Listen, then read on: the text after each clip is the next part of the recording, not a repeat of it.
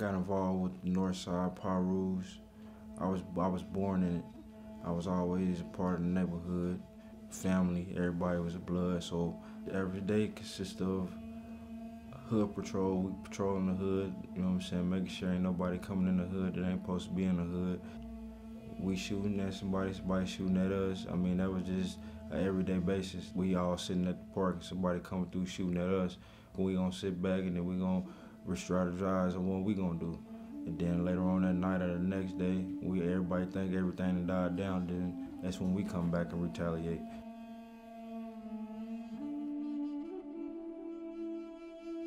And in a way, it can get stressful, but in a way, we do it to have fun. I mean, go out to the clubs and everybody going to have fun, but we can be going to just go start something.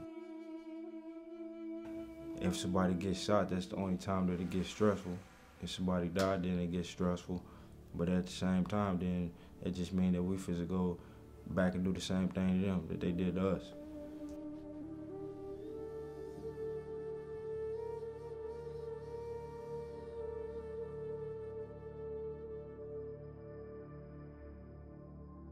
I basically went to jail. I went to jail at the age of 15 for shooting with intent to kill 2 drive-bys in the possession of a firearm. By me going to jail at an early age, me being locked up really just taught me something. And at the age of 15, I had my son. My son is 10 now. I went a straight path for a while, and then I turned to, instead of gangbanging, I started hustling. I started selling drugs for years, and then until I got robbed, got shot in the neck, and I got robbed in front of my kids. That's something my kids will never forget. So after that, that just made me kind of look at things in a different perspective. So now, that's all I'm doing now is working, and I'm trying to teach all my little homies out there that it's a better way of going about doing things.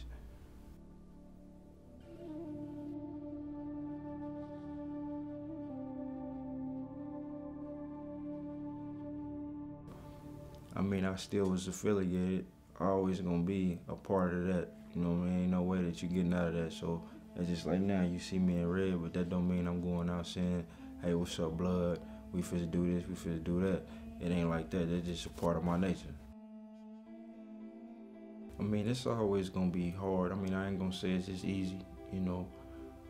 You always gonna be tempted when somebody call you on the phone and say somebody just shot it and came through the hood and shot the hood up, or one of your homies just got shot. I mean, you always gonna think in your mind like, okay, they just came and shot one of the homies. You always gonna wanna go help your homie. I mean, so, I mean, it's never easy. I mean, it's an everyday struggle, you know what I'm saying? So what I do, I just try to keep much of my time occupied in a positive way. So I just really just work, go to school, and be home with my kids. I mean, I always associate with my homies, you know what I'm saying? I always give them my number. I always check up on them. But as far as me just going out there, being active, just gangbanging like I used to, no, that's something I don't do. When I talk to them, I'm gonna try to tell them how to go about it a different way, you know what I'm saying? So they won't have to lead. They won't have to worry about everywhere they go looking over their shoulders. I feel that I still got the same respect that I did when I was just active out there doing the same thing. I mean, they gonna respect me regardless if I'm out there gangbanging with them or if I'm not, if I'm out going to work.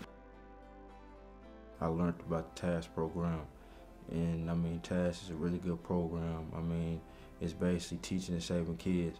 So that's what I'm getting into now, because I want to teach and save my kids as well as the next person's kids, that it's always something better to do besides gangbanging. You know what I'm saying? I want my kids and the next man's kids to go to school and keep going to school, because right now it ain't getting easier, it's getting harder. So what Pastor Manny's been teaching me